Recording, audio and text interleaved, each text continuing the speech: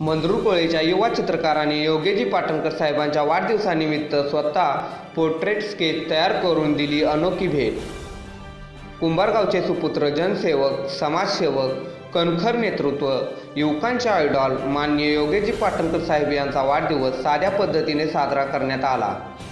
योगेजी पाटणकर साहेबांच्या वाढदिवसाचे औचित्य साधून मंदरुळकोळेचे युवा चित्रकार व पंचनामा न्यूजचे उपसंपादक नितीन खरात यांनी योगेजी पाटणकर साहेबांचे पोर्ट्रेट स्केच स्वतः तयार करून त्यांना भेट केले।